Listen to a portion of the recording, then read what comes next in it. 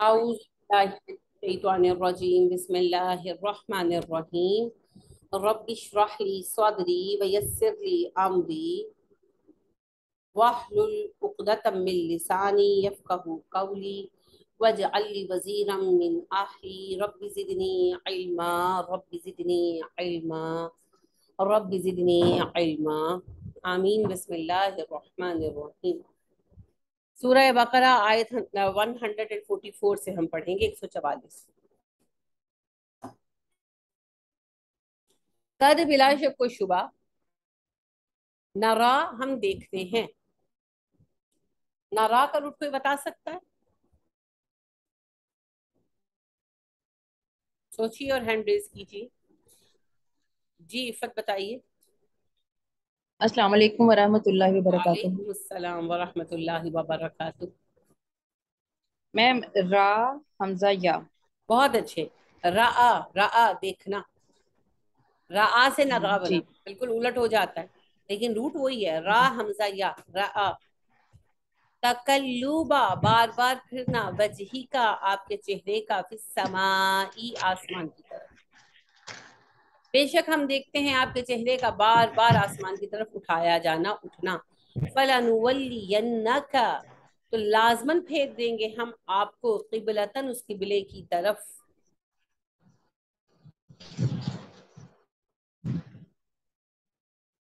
कर दुआहा, जिससे आप राजी हो ये जाएं। आपने नीचे क्यों रख दिया? इस पे अल्लाह लिखा हुआ है बेटा, ऊपर रखो यहाँ पे। शहजादी जो ऐसे फवल्ली, ये कितनी बस फेर प्यारी है। दे। ये वजह का, अपने ये चेहरे करो को। रुकमान। शत्रा तरफ, अल मस्जिदी मस्जिद के, अल हरामी हराम। तो अपने चेहरे को मस्जिद हराम की तरफ फेरिए।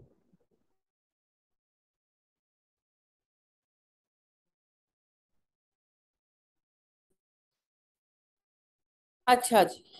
अल्लाह सुब्हाना व तआला फरमा रहे हैं, ए नबी सल्लल्लाहु अलैहि वसल्लम, बेशक हम आपका बार बार आसमान की तरफ चेहरा उठाना देख रहे हैं, तो हम फेर देंगे आपको उसी किबले की तरफ जिस पर आप राजी हैं। आसमान की तरफ चेहरा उठाना का क्या मतलब है? दुआ मांगना। दुआ करते हुए हम लोग कॉन्शियसली और समटाइम्स अनकॉन्शियसली आसमान की तरफ चेहरा उठाते हैं। एक कॉन्सेप्ट है, अल्लाह आसमानों पर है। तो नबी करीम सल्लल्लाहु अलैहि वसल्लम भी बेकरार हो होकर दुआ मांगते, आप सल्लल्लाहु अलैहि वसल्लम अल्लाह से दुआ कर रहे थे कि किबला इब्राहिमी मुसलमानों का किबला बन जाए। अब मैं पहले भी आपको अर्ज कर चुकी हूँ, मक्का में मुसलमानों का जो किबला था वो बैतुल्लाह था। मदीना आकर बैतुल मुकद्दस किबला मुकर्रर हो गया। मक्का में आजमाइश जो थी वो कुफार मक्का की थी, और मदीना में आकर यहूद की आजमाइश हो गई। अब 18 महीने के बाद, 1.5 साल के बाद, किबला फिर तब्दील हुआ और मुसलमानों का किबला फिर बैतुल्लाह कर दिया गया। तो यहूद जो हैं, जो एक ग्रुप था ज्यूस का जिसने इस्लाम कबूल किया था, वो दोबारा फिर गए कि उन्होंने कहा कि ये किबला जो चेंज हुआ है ये बिल्कुल गलत हुक्म है, और ये इस बात को शो करता है कि ये लोग काफिर हैं माजल्ला, क्योंकि बैतुल्लाह उस वक्त तक काफिरों के कब्जे में था। तो अल्लाह सुब्हाना व तआला ने कहा हम आपको उस किबले की तरफ फेर देंगे जिससे आप खुश हैं, यानी कि नबी अकरम सल्लल्लाहु अलैहि वसल्लम की ख्वाहिश थी ना, अल्लाह ने कबूल फरमाई। फवल्ली वजह का शतर मस्जिद हराम, बस अपना चेहरा फेर लीजिए मस्जिद हराम की तरफ। अब यहाँ ये याद रखें कि चूंकि दीन इब्राहिमी ही को खड़ा किया जा रहा था, तो किबला इब्राहिमी ही दोबारा किबला बनना था। 144 आया है शुरू में। जजाक। तो किबला इब्राहिमी ही किबला बनना था, क्योंकि इस्माइल अलैहिस्सलाम का किबला भी तो वही था, और ये अलामत भी थी। ये भी आप पढ़ेंगे, अल्लाह सुब्हाना व तआला कहते हैं जिन्हें किताब दी गई है वो जानते हैं कि किबले की ये तब्दीली एक सही डिसीजन है जो अल्लाह की तरफ से आना है। ये अलामत पहले बयान हो चुकी थी तो ठीक है, बाइबल में आज वहीसु, जहां कहीं माँ कुंतुम हो तुम लोग, फवल्लु फेर लिया करो, वजूहकुम अपने चेहरों को, शत्रहु इसी की तरफ। तुम लोग जहां कहीं भी हुआ करो अपने चेहरों को इसी की तरफ फेर लिया करो। कब? हर वक्त? शिजा बताएंगी।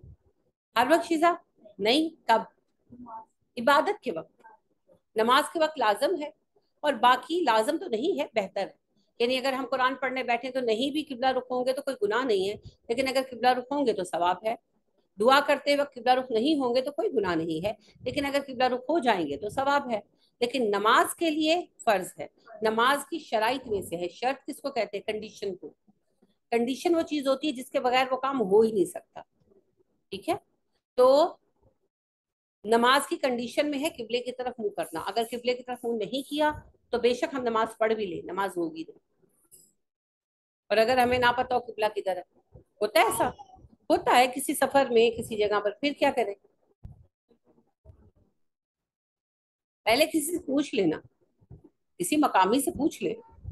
سفر کا مطلب یہ تھوڑی کہ ہم ایسی جگہ جا رہے ہیں جہاں کوئی بندہ ہی نہیں ہوگا, تو کسی سے پوچھ لیں اور پوچھ کر پتا کر لیں. اور اگر کوئی نہ ملے پھر آپ ازیوم سے, ازمپشن سے کام لے سکتے ہیں, لیکن وہ آخری چیز ہے. اس سے پہلے آپ دیکھیں نا, ایک اوور آل بات ہے کہ پاکستان سے, بر صغیر سے مکہ جو ہے وہ مغرب میں ہے, سارے بر صغیر میں, سب کانٹیننٹ میں. تو سب کانٹیننٹ کے اندر اگر آپ ٹریول کر رہے ہیں تو سمپل جدھر مغرب ہے ادھر منہ کر لو. 19-20 کا فرق تو پڑ جائے گا, لیکن ہوگا اسی طرف قبلہ. 19-20 کا فرق پڑے گا. جیسے ہوتا ہے نا, کہیں یوں ہوتا ہے تھوڑا سا, کہیں یوں ہوتا ہے, وہ 19-20 کا فرق پڑے گا, لیکن قبلے کی ڈائریکشن مل جائے گی. اگر اتنا بھی نہیں پتا, کسی ایسی جگہ چلے گئے, کوئی فرض کرے چین چلے گئے اور نہیں پتا چین کدھر قبلہ ہے, اور زبان بھی نہیں آتی, لوگ ہوں بھی تو کوئی فائدہ نہیں ہے, ان کو انگلش بھی نہیں آتی, اردو بھی نہیں آتی, ہمیں چائنیز نہیں آتی. اب کیا کریں؟ اب اندازے سے پڑھ. اگر بیچ میں کسی نے بتا دیا ویل اینڈ گڈ, اور اگر نہیں بتایا تو جو نماز پڑھ لی سو پڑھ لی, لوٹانے کی ضرورت نہیں. اگر دوران نماز آپ کو ایک مسلمان آ کر کہتا ہے بھائی قبلہ ادھر نہیں ادھر ہے, تو کیا کرو؟ دوران نماز ہی شفٹ ہو جاؤ, نماز توڑ کر دوبارہ شروع کرنے کی ضرورت نہیں.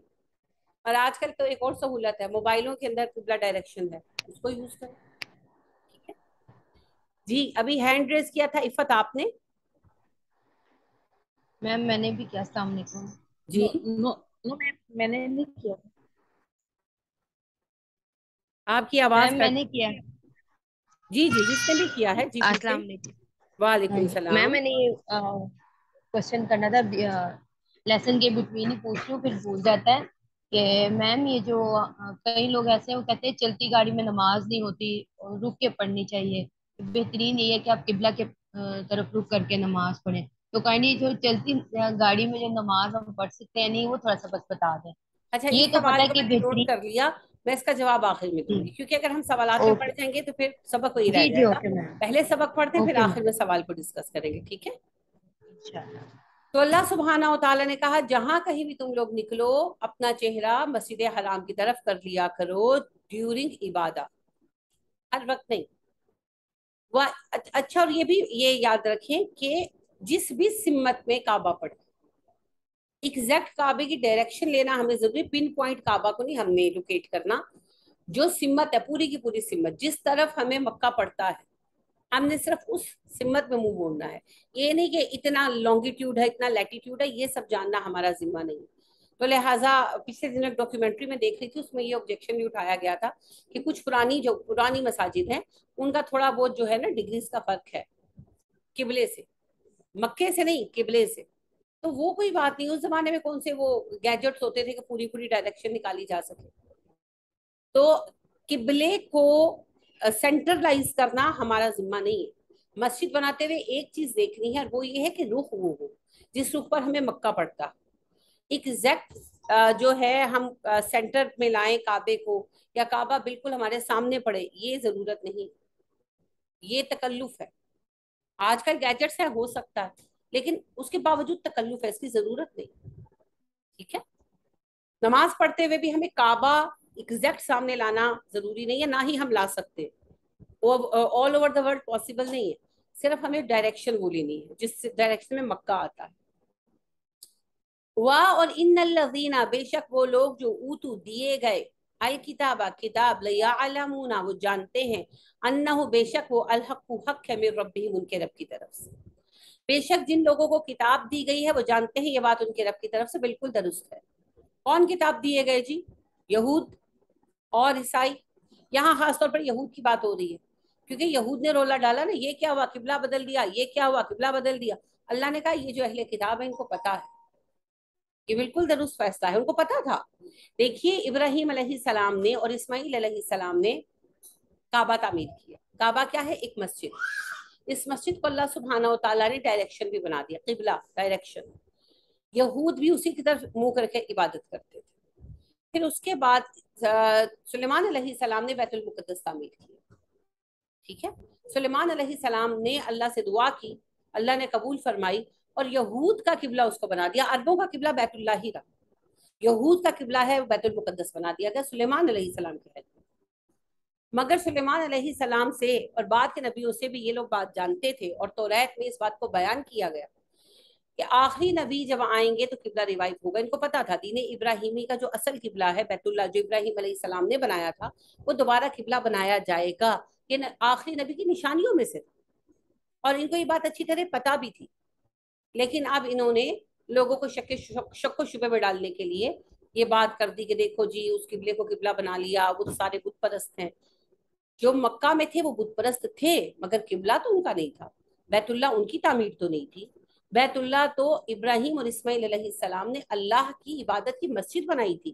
مسجد کو ٹیک اوور کیا تھا بت پرستوں نے. تو مسجد کو ان سے چھڑانا تھا, نہ کہ مسجد کو یہ کہہ کر چھوڑنا تھا کہ بت پرستوں کے قبضے میں ہے. تو یہ ان لوگوں کا ایک بہانہ تھا. لہٰذا اللہ کہتے ہیں جو اہل کتاب ہیں وہ اچھی طرح جانتے ہیں. وما نہیں اللہ بغافل عما یعملون, ان اعمال سے جو وہ کر رہے ہیں.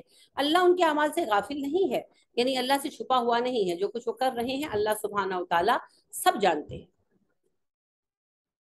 ولئن البتہ اگر آتیتا لے آئیں آپ, الذین وہ لوگ, اوتو جو دیے گئے, الکتابہ کتاب, بکلی ہر ایک, آیت نشانی, ماں نہیں تبھی وہ پیروی کریں گے قبلہ تک آپ کے قبلے کی. نبی صلی اللہ علیہ وسلم اگر آپ اہل کتاب کے پاس ہر نشانی لے آئیں تب بھی یہ آپ کے قبلے کو قبلہ نہیں مانیں گے. کیوں نہیں مانیں گے؟ ضد کی بات ہے اور تو کچھ بھی نہیں. ہمارے اپنے لوگ نہیں ضد کرتے. آج اب دیکھیں ہم مسلمان ہیں, ہمارے اندر گروہ بن گئے, وابی بریلوی جو کچھ بھی, تو ایک دوسرے کی مسجد میں نماز پڑھتے نہیں پڑھتے نا, اور ایک دوسرے کو مسجدوں میں اپنے میں پڑھنے بھی نہیں دیتے. حرم تک میں جا کر آپ دیکھیں علماء حرمین کے پیچھے نماز نہیں پڑھتے, اپنی علیحدہ جا کر نماز پڑھتے.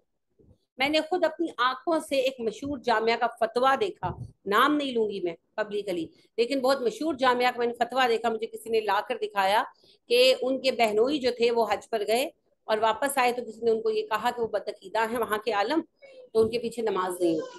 تو انہوں نے اس جامعہ کے سے سوال کیا, تو انہوں نے ریٹن فتویٰ دیا کہ ہاں ان کے پیچھے نماز نہیں ہوتی, علماء حرمین کے پیچھے نماز نہیں ہوتی, جتنے دن آپ وہاں رہے اتنے دن کی نمازیں لوٹائیں. میں نے ان سے کہا مجھے, کیونکہ میں نے ایک دن کہیں بات میں کسی نے سوال کیا تھا کلاس میں, تو میں نے کہا کہ نہیں کیوں نہیں ہوتی, نماز ہوتی ہے, بالکل ہوتی ہے. تو انہوں نے مجھے فتویٰ لا کر دکھایا. تو میں نے ان سے کہا مجھے ایک بات بتائیں, جس عالم کے پیچھے نماز نہیں ہوتی اس کے پیچھے حج کیسے ہوتا ہے؟ امیر حج بھی تو علماء حرمین میں سے ایک ہوتا ہے, امیر کے بغیر حج نہیں ہوتا, یہ یاد رکھیے گا. ہم یہ نیت باندھتے ہیں کہ میں اس امیر کی اطاعت کرتا ہوں جو امیر حج مقرر کیا گیا. امیر کے بغیر حج نہیں ہوتا, حج کلیکٹیو عبادت ہے. پہلے سال کے جب نبی صلی اللہ علیہ وسلم نے مکہ فتح کیا, پہلے سال کے امیر کون تھے بتائے کوئی؟ امیر حج. نبی اکرم صلی اللہ علیہ وسلم نے ایک ہی حج کیا تھا. کس سال کیا تھا؟ آپ ہی جواب دیں گی. ایک ہی حج کیا تھا آپ نے. کس سال کیا تھا؟ 10ویں سال. تو پھر آپ مکہ تو فتح ہوا 8ویں سال, تو پھر آپ اس میں امیر حج آپ کیسے ہو سکتے ہیں؟ امیر حج حج کے موقع پر موجود ہوتا ہے. ٹھیک ہے جی, بتائیں کون ادھر سے بتانا چاہ رہا ہے؟ جی جی جلدی جلدی جواب دیا کریں, اتنا ٹائم نہ لگایا کریں. جی جی مریم جی میم, آپ بتانا چاہ میم رہی ہیں نوٹ کر رہی. امیر حج کون تھے؟ نو آئیڈیا میم. اوکے, نہیں آپ کا وہ ان میوٹ ہوا تو میں نے کہا شاید you want to tell me. Abu Bakr تھے جی, ابو بکر نہیں صدیق رضی اللہ تعالیٰ عنہ. پہلے سال بھی امیر حج ابو بکر تھے. 8 ہجری میں پہلا امیر حج ہوا ہے. تھا مسلمانوں کا نبی صلی اللہ علیہ وسلم کے عہد میں, کیونکہ 8 ہجری میں مکہ فتح ہوا تھا. تو امیر حج ابو میم بکر ابو صدیق بکر. رضی اللہ تعالیٰ عنہ تھے. نبی صلی اللہ علیہ وسلم حج پر نہیں گئے تھے. کیوں نہیں گئے تھے؟ اس لیے کہ ابھی کعبے میں سے بت ختم کر دیے گئے تھے, لیکن مشرکین کو حج پر آنے کی اجازت تھی. تو وہ آئے تو وہ اپنے بت ساتھ لے کر آئے, اور انہوں نے ان کو اٹھا اٹھا کر اپنی رسمیں ادا کی. تو نبی اکرم صلی اللہ علیہ وسلم یہ بھی نہیں چاہتے تھے کہ اتنی سی بھی کسی کو گنجائش ملے بات کرنے, تو آپ نہیں گئے. 9 ہجری میں بھی یہی معاملہ تھا, تو آپ صلی اللہ علیہ وسلم 9 ہجری میں بھی حج پر نہیں گئے. ابو بکر کو ہی امیر حج بنایا رضی اللہ تعالیٰ عنہ. اور 9 ہجری میں پھر یہ اعلان کر دیا گیا، سورہ برات جسے سورہ توبہ کہتے ہیں آپ، اس کی آیات اتری اور یہ واضح کر دیا گیا کہ معاہدے ختم ہو گئے. اگلے سال سے کوئی مشرک حرمین میں داخل نہیں ہو سکتا اور عرب میں بھی نہیں رہ سکتا.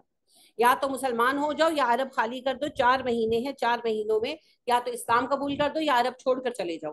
4 مہینوں کے بعد جو مسلمان غیر مسلم نظر آئے گا عرب میں قتل کر دیا جائے. تو پھر سب نے اسلام قبول کر لیا، شاید کوئی اکا دکا گیا ہو. تو 10 ہجری میں پہلا وہ حج ہوا تھا جس میں صرف مسلمان تھے. تو نبی صلی اللہ علیہ وسلم نے صرف اسی سال حج کیا تھا اور اس سال امیر حج آپ خود تھے. تو امیر حج کو امیر مانے بغیر حج نہیں ہوتا. تو گورنمنٹ ہر سال ایک امام کو امیر اناؤنس کرتی. تو پھر وہ امیر حج بھی تو علماء حرمین میں سے ہوتا ہے. تو اگر علماء حرمین بدعقیدہ ہیں اور ان کے پیچھے نماز نہیں ہوتی تو پھر حج بھی نہیں ہوتا. تو پھر حج کرنے کیوں جاتے ہیں؟ صرف کیا ہے؟ ضد اور کچھ بھی نہیں ہے. ہمارے شیعہ بہن بھائی تو اتنے ضد کرتے ہیں کہ وہ ٹکیاں بھی لے کر آتے ہیں. آپ کو پتہ ہے کربلا کی خاک کی، وہ کہتے ہیں جی صرف کربلا کی خاک پر سجدہ جائز ہے، تو وہ ٹکیاں رکھ کے سجدہ کرتے ہیں. ضد ہے، کچھ بھی نہیں ہے. ورنہ عقل استعمال کریں تو ہر چیز کا جواب اپنے پاس موجود ہے، ہر کوئی غور و فکر کر سکتا ہے. یہی ضد ان کی تھی. تو اللہ نے کہا ہے نبی صلی اللہ علیہ وسلم آپ کتنی ہی نشانیاں ان کے سامنے رکھتے، یہ آپ کے قبلے کو قبلہ نہیں مانیں گے.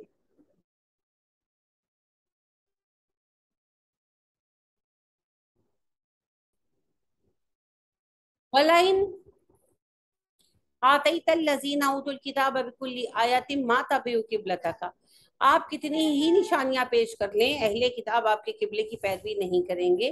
وَمَا نَهِي أَنْتَ بِتَابِعٍ پیروی کر سکتے ہیں قبلتہم ان کے قبلے کی، اور آپ اے نبی صلی اللہ علیہ وسلم ان کے قبلے کی پیروی نہیں کر سکتے.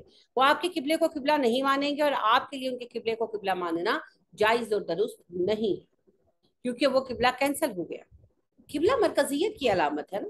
تو ہمارا مرکز اللہ سبحانہ و تعالیٰ نے مرکز ابراہیمی کو بنا دیا، بس سمپل. وما اور نہ بعدہم بعض ان کے بھی تابعین پیروی کریں گے قبلۃ بعض ایک بعض کے قبلے کی. کوئی ایک گروہ دوسرے کے قبلے کی پیروی نہیں کرے گا. اب یہاں پر یہ یاد رکھیں یہودی عیسائی اور ہم مسلمان سبھی دین ابراہیمی ملت ابراہیمی کے گروہ ہیں. تو جس طرح آج ہمارے اندر جو گروہ ہیں وہ ایک دوسرے کی پیروی پر راضی نہیں، قبلہ تو الگ نہیں کر سکتے، مسجدیں الگ کر لی. اسی طرح انہوں نے بھی دراصل مسجدیں ہی الگ کی. قبلہ کیا ہے؟ مسجد ہے نا، بیت المقدس بھی تو مسجد ہے. تو اللہ کہتے ہیں یہ کبھی ایک دوسرے کے قبلے کی پیروی نہیں کریں گے. وَلَئِنْ البتہ اگر اتبعتا آپ نے پیروی کی اہواءہم ان کی خواہشات کی، من بعد اس کے بعد ما جبکہ جاءکا آ چکا ہے آپ کے پاس من العلم علم، انکا بے شک اذن تب لمن لازمن الظالمین ظالموں میں سے ہوں گے. اے نبی صلی اللہ علیہ وسلم اگر آپ نے آپ کے پاس علم آنے کے بعد ان کی خواہشات کی پیروی کی تو آپ ظالموں میں شمار ہوں گے. کیا مطلب؟ نبی کریم صلی اللہ علیہ وسلم کیوں ان کے قبلے کی پیروی کرتے؟ آپ تو خود دعا کر رہے تھے کہ قبلہ ابراہیمی قبلہ بن جائے. یہ ہمیں بتایا جا رہا ہے کہ اگر ہم کسی کی بات مان کر، جیسے ٹائم ٹو ٹائم ایسے شو اٹھتے ہیں نا کہ سارے مذاہب کو ملا کر ایک دین بنایا جائے. دین الہی اکبر کے زمانے میں بھی ہوا تھا، بڑا اس کی تحریک چلی تھی کہ جی سارے مذاہب کی اچھی اچھی چیزیں لے لو اور ایک دین بنا لو. تو اس طرح کی باتیں نکلتی رہتی ہیں. تو اللہ پاک نے کہا اگر کسی سٹیج پر مسلمانوں کا کوئی گروہ ان کی خواہشات کی پیروی میں قبلہ چینج کرتا ہے تو وہ ظالم ہے.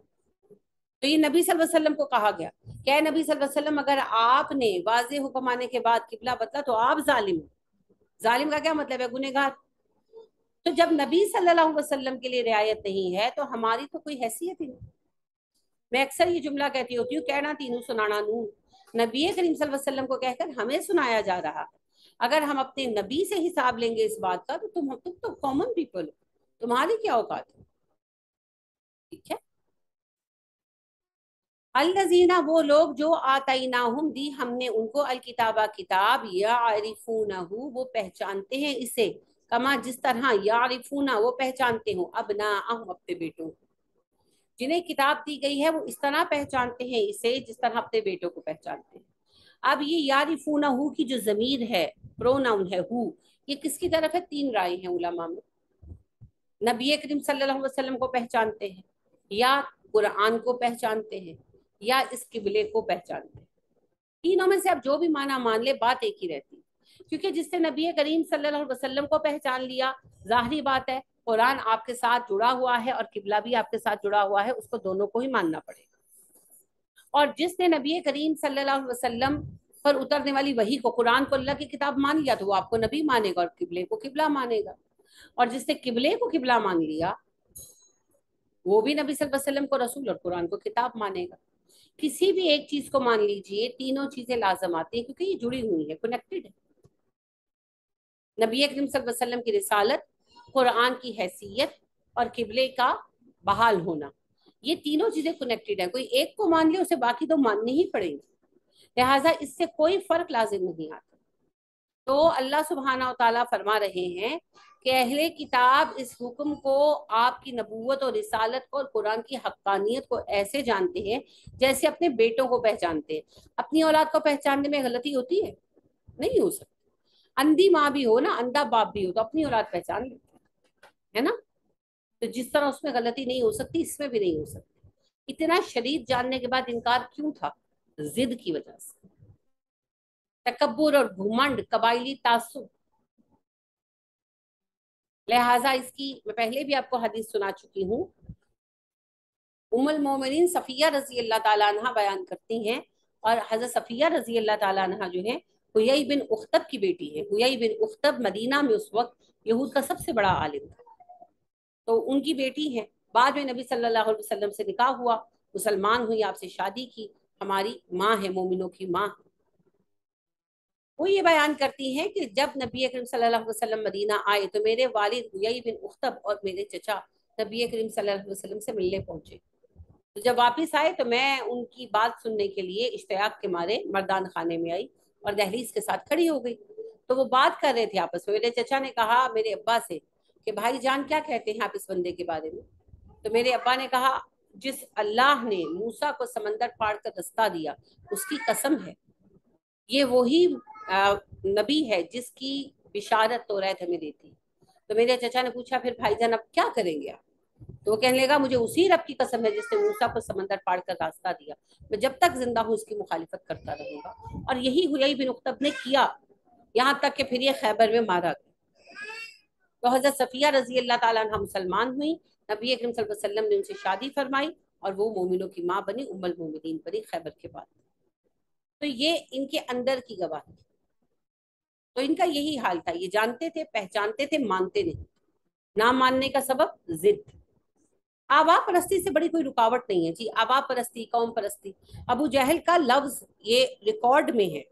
سیرت ابن حشام آپ دیکھیے تو اس میں واقعہ بیان ہوتا ہے جسے سہیل بن عامر بیان کرتے ہیں جو بعد میں مسلمان ہوئے. تو وہ بیان کرتے ہیں کہ رات کو نبی اکرم صلی اللہ علیہ وسلم جب ابھی مکہ میں تھے، ہجرت نہیں کی تھی، تو رات کو جب آپ صلی اللہ علیہ وسلم تہجد میں قرآن کی تلاوت کرتے تو چوری چھپے سارے سننے کے لیے جمع ہو جاتے. تو ایک رات سب آپس میں ٹکرا گئے، بڑے بڑے سردار. تو اب ٹکرا گئے تو شرمسار ہوئے. بہرحال ابو جہل کے گھر اکٹھے ہوئے سارے، کہنے لگے کہ اچھا جو راز کھل گیا اب بتاؤ کیا کریں اس معاملے کو لے کر. ابو جہل کہنے لگا تم سب بات کرو، میں آخر میں بتاؤں گا. تو سب اپنی اپنی بات کی، سب نے بات کی. اور سہیل بن عمر کہتے ہیں سب نے اچھی بات کی، خیر کی بات کی محمد کے بارے میں صلی اللہ علیہ وسلم. آخر میں ابو جہل کو کہا گیا اب تم بتاؤ ابو الحکم. تو اس نے کہا بات یہ ہے، بنو ہاشم نے بنو امیہ سے تھا نا، ایک ہی خاندان پیچھے سے تھا. قریش پردادا تھے اور ان کے 2 بیٹے تھے، ہاشم اور امیہ. تو ہاشم کی اولاد بنو ہاشم اور امیہ کی اولاد بنو امیہ کہلاتی. نبی اکرم صلی اللہ علیہ وسلم کا خاندان بنو ہاشم تھا، ابو جہل جو تھا وہ بنو امیہ سے تھا. تو چچا تایا کی اولادیں تھیں بس. تو کہنے لگا ابو جہل کہ اللہ کی قسم، رب کعبہ کی قسم، بنی ہاشم نے قربانیاں دی، ہم نے بھی دی. بنو ہاشم نے خیرات کی، ہم نے بھی کی. بنو ہاشم نے سواریاں دی حاجیوں کو، ہم نے بھی دی. بنو ہاشم نے حاجیوں کے کھانے پینے کا انتظام کیا، ہم نے بھی کیا. بنو ہاشم نے کعبے کی خدمت کی، ہم نے بھی کی. اب آج بنو ہاشم میں سے ایک بندہ اٹھ کر کہتا ہے میں نبی ہوں، تو میں کبھی نہیں مانوں گا، کیونکہ بنو امیہ چھوٹے پڑ جائیں گے. قبائلی تعصب, जिद, आबा परस्ती, ये सबसे बड़ी रुकावट है. यहूद के लिए भी यही मसला था कि ये बनी इस्माइली हैं, अगर बनु इसराइल में से आए होते हम ईमान ले आते. तो अल्लाह यही फरमा रहे हैं कि इस तरह पहचानते हैं सभी को जैसे अपने बेटों को पहचानते हैं. वाइन्ना, और बेशक फरीकन एक गरोह है, मिनहुम उनमें से, लयक्तुमूना जो छुपाते हैं, अलहक्का हक को, वहुम हालांकि वो यालमून जानते हैं.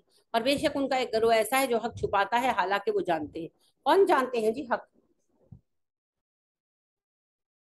बताएं. सारे बनी इसराइली जानते थे. आपके लोग हक कितना जानते हैं? अहले किताब बनी इसराइल यहूदे की बात है. अहले किताब तो हम भी हैं. जब तक आपने कुरान पढ़ना शुरू नहीं किया तब कितना जानते थे कुरान के बारे में? अभी भी कितना जानते हैं? अभी तो शुरू हुआ है ना. उलमा की बात हो रही है. वहुम यालमून, वो जानते हैं. कौन जानते हैं? आलिम जानते हैं. आलिमों का जिम्मा है कि वो लोगों तक किताब को सही मानों में पहुंचाएं. हमारे लोगों में फिरका बंदियां क्यों हो गई? हमारे घरों क्यों बन गई? क्योंकि उलमा ने हक छुपाया. तब जाकर हुआ. उलमा ने हक छुपाया, अभी तक हक को छुपाते हैं. वरना आप ये जो आम मसाइल है ना, एक तो शिया सुन्नी मसाइल है वो जरा बड़े लेवल के, लेकिन जो छोटे छोटे ये जो बरेलवी वहाबी, ये कोई मसाइल नहीं है दरअसल.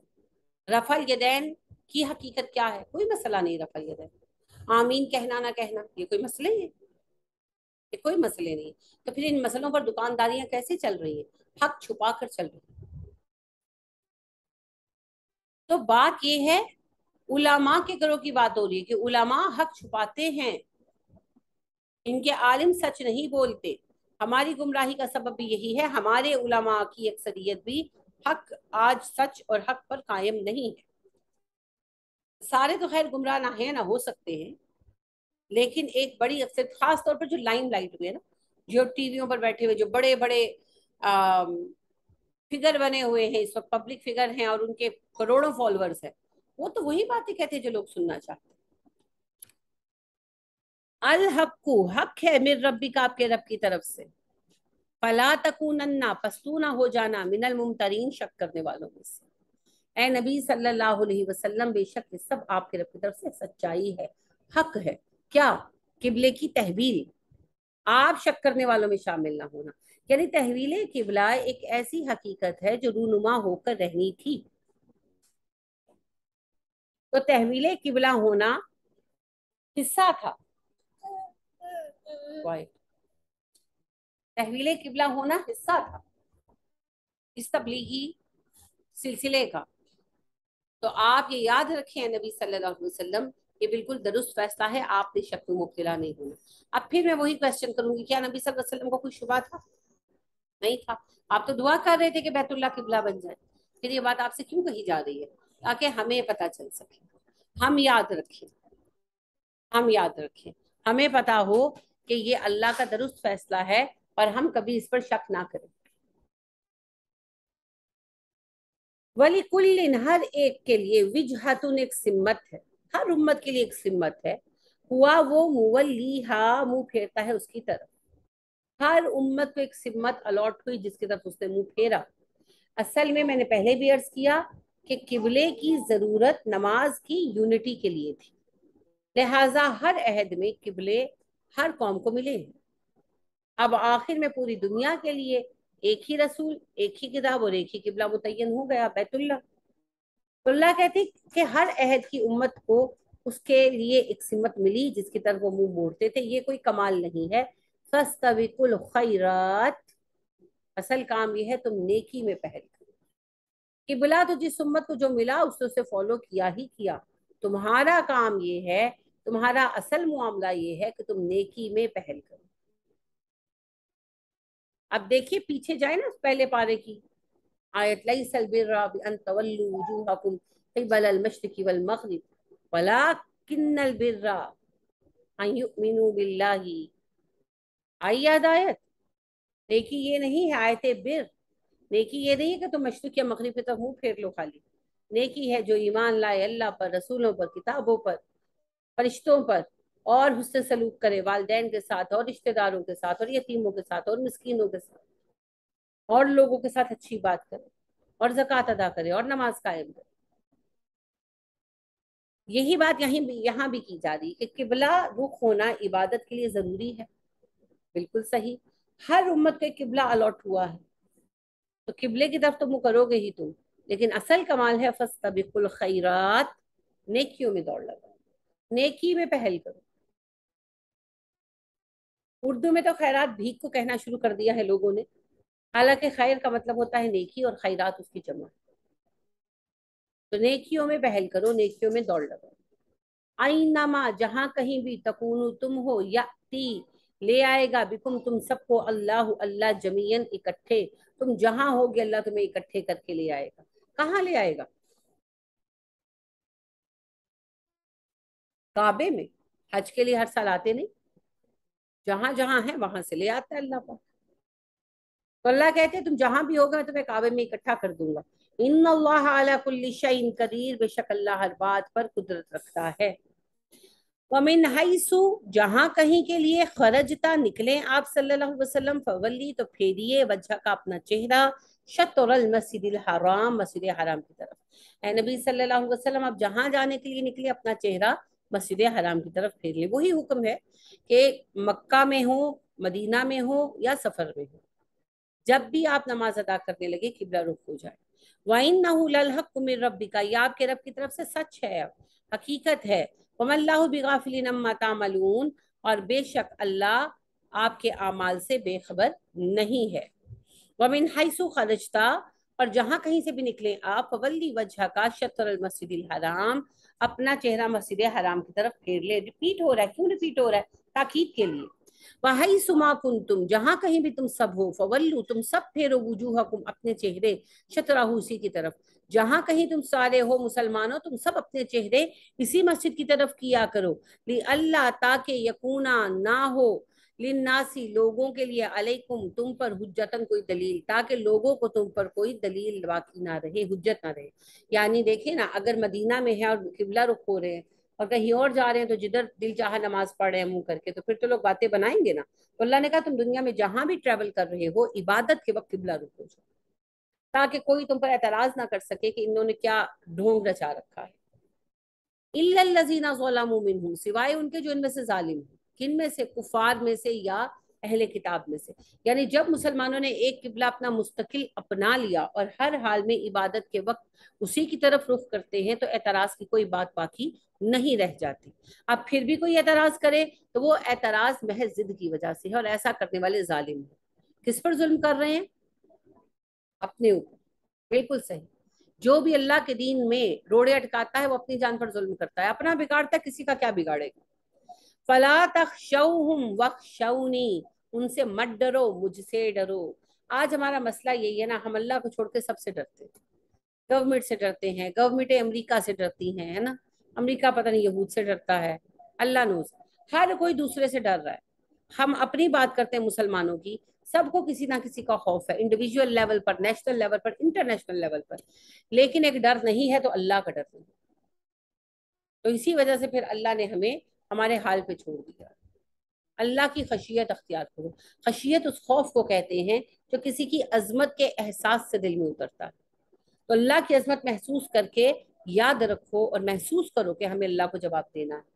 یعنی اللہ کی عظمت کے احساس سے جو کیفیت دل میں آئے کہ اس عظیم رب کے سامنے کھڑا ہو کر قیامت کے دن میں نے جواب دینا ہے، یہ جو کیفیت اسے خشیت کہتے ہیں. اردو کا دامن تنگ ہے، جو مختلف الفاظ استعمال ہوئے عربی میں، رحبت، تقوی، خشیت، خشوع، خضوع، ان سب کے لیے ایک ہی لفظ ہے اردو میں، ڈر. حالانکہ ڈر بڑا محدود لفظ ہے. تو یہ وہ ڈر نہیں ہے کہ خدا نہ خواستہ، ڈر تو ظالم سے بھی لگتا ہے، ڈر تو ڈراؤنی چیز سے بھی لگتا ہے. یہ وہ ڈر نہیں ہے، یہ ڈر نہیں ہے، یہ دراصل احساس جواب دہی ہے، سینس آف ریسپانسبلٹی، آنسریبل ہونا. تو اللہ کہہ رہے ہیں اس کا احساس کرو اور میرے سامنے جواب دہی سے ڈرو، ان لوگوں کے سامنے جواب دہی سے مت ڈرو، میں تمہارے لیے کافی ہوں. وَلِيُتِمَّ، تاکہ میں پوری کر دوں، نعمتی، میری نعمت، علیکم تم پر، وَلَعَلَّكُمْ تَهْتَدُونَ، تاکہ تم ہدایت پا جاؤ. یعنی اللہ کہتے ہیں مجھ سے ڈرو گے میری خشیت اختیار کرو گے، میرے سامنے کھڑے ہونے کا خوف رکھو گے. سورہ رحمان پڑھتے ہیں آپ، اس میں آیت پڑھتے ہیں وَمَنْ خَافَ مَقَامَ رَبِّهِ جَنَّتَانِ، جو اپنے رب کے سامنے کھڑا ہونے سے ڈرے گا اس کو 2 جنتیں ملیں گی.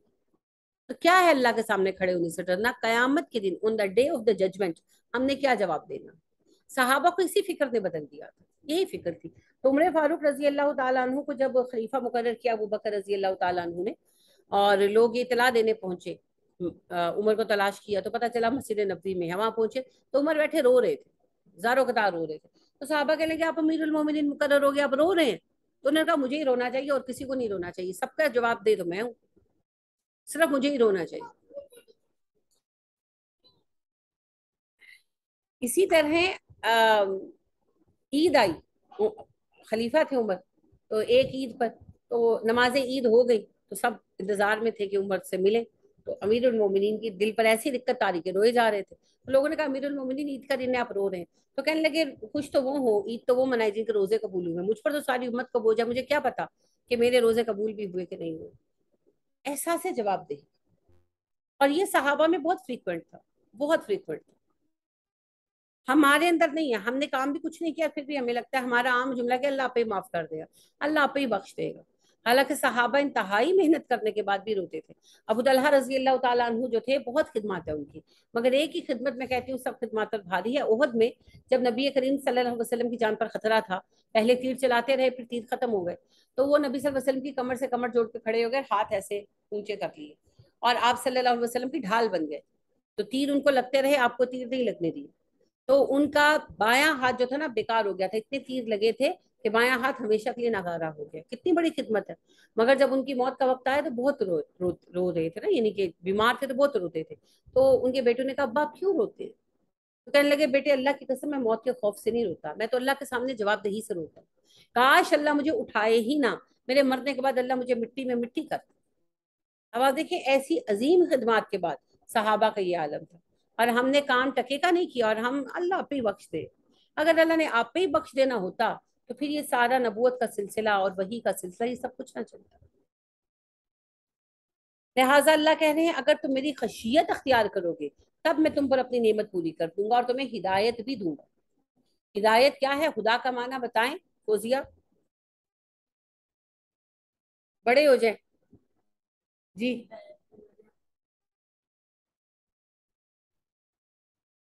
من مانی تعریف مت دے مجھے.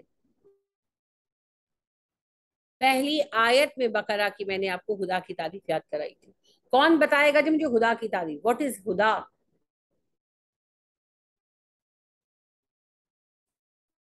ایک عربی محاورہ ہے وہ بھی یاد کر لے، النسیان آفت العلم، بھول میم جانا ہدایت، علم کی مصیبت ہے. خدا ہدایت. میں نے ڈیفینیشن پوچھی، میننگ نہیں پوچھا. جی عائشہ بتائیے. جی ایمان لانا جو اللہ تعالیٰ نے، اللہ تعالیٰ پہ، غیب سے اور کتابوں پہ، فرشتوں پہ، یہ اس پہ جو عمل کریں. غلط ہو گیا. آپ سب اپنی اپنی تعریفیں بتا رہے ہیں نا، یہ آپ کی انڈرسٹینڈنگ ہے.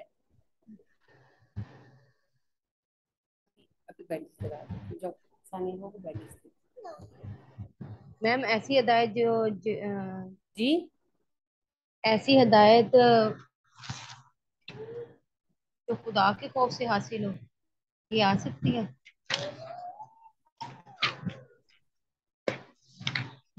آپ اسے ایک نے بھی یاد نہیں رکھا. میں نے آپ کو کیا میننگ بتایا تھا؟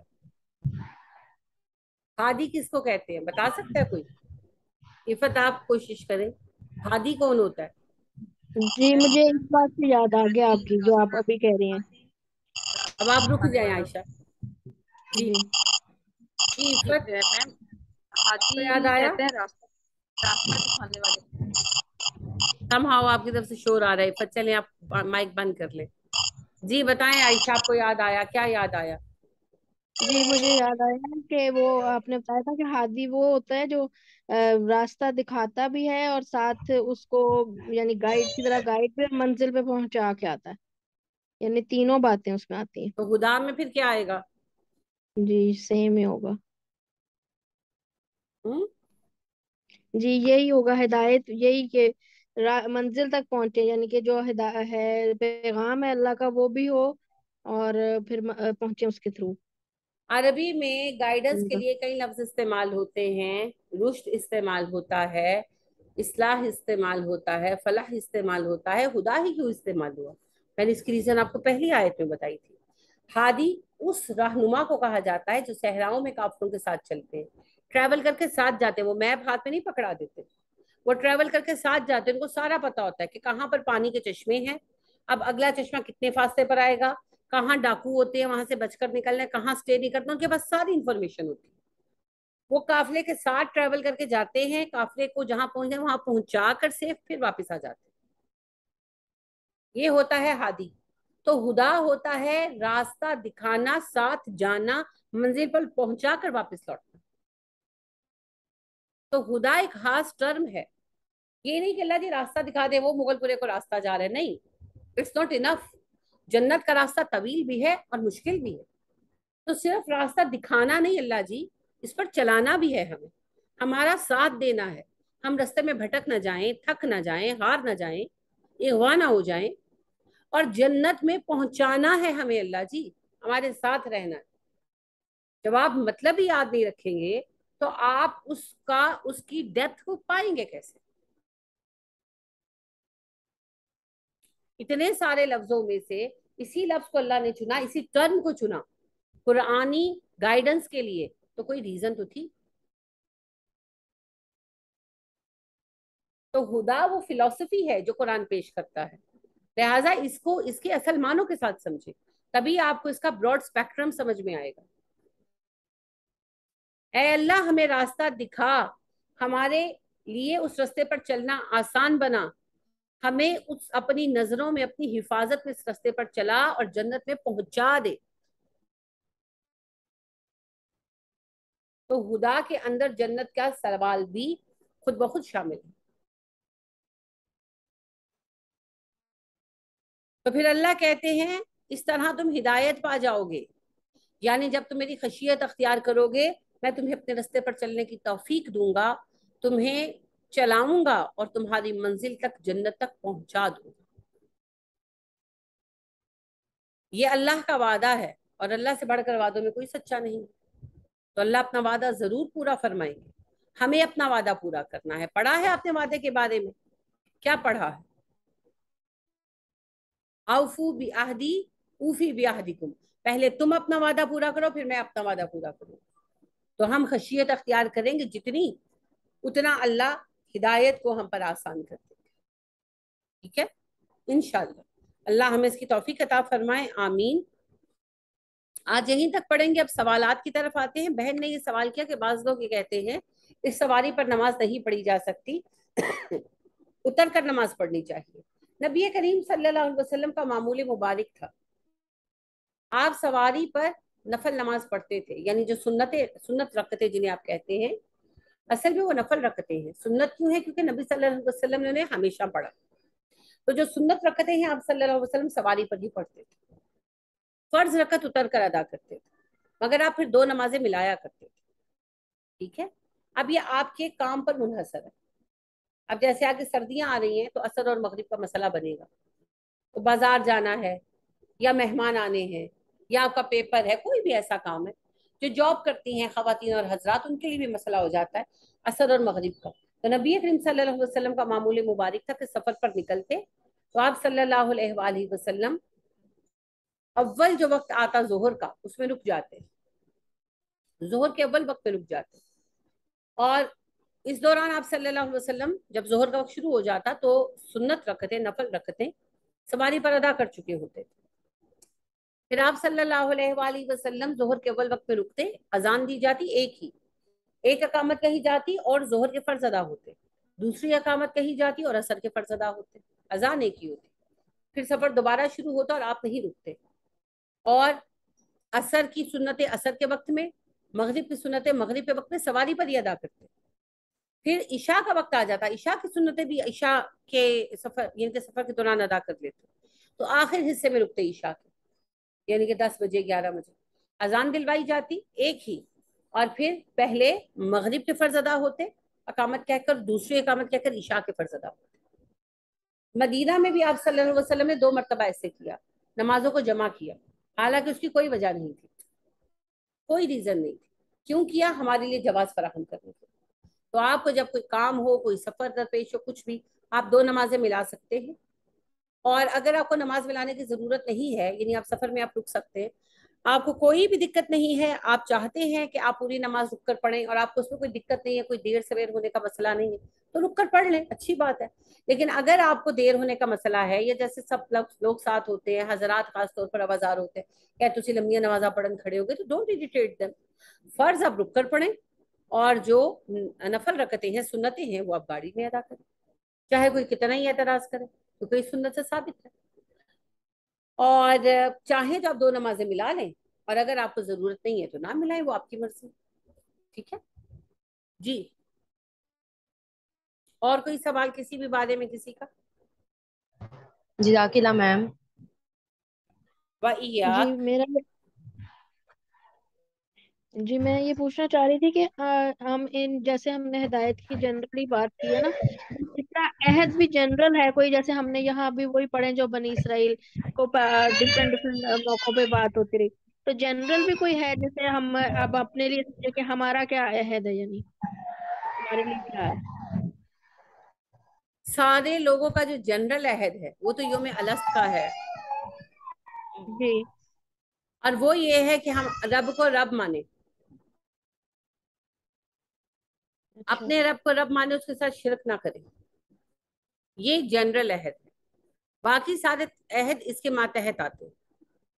تو میثاق جو اللہ کے ساتھ ہمارا ہے، یا عہد جو اللہ کے ساتھ ہمارا ہے، بیسیکلی وہ توحید کا ہے، باقی سارے عہد اس کے ماتحت آتے ہیں، اس کے زیر اثر آتے ہیں۔ جی اور کوئی جی سوال؟ ٹھیک ٹھیک۔ چلیے پہلے لیکچر ختم کرتے ہیں، پھر روٹ ورڈز پر بات کرتے ہیں۔ سبحانک اللہم و بحمدک ونشہد ان لا الہ الا انت ونستغفرک ونتوب الیک۔ السلام علیکم ورحمۃ اللہ وبرکاتہ۔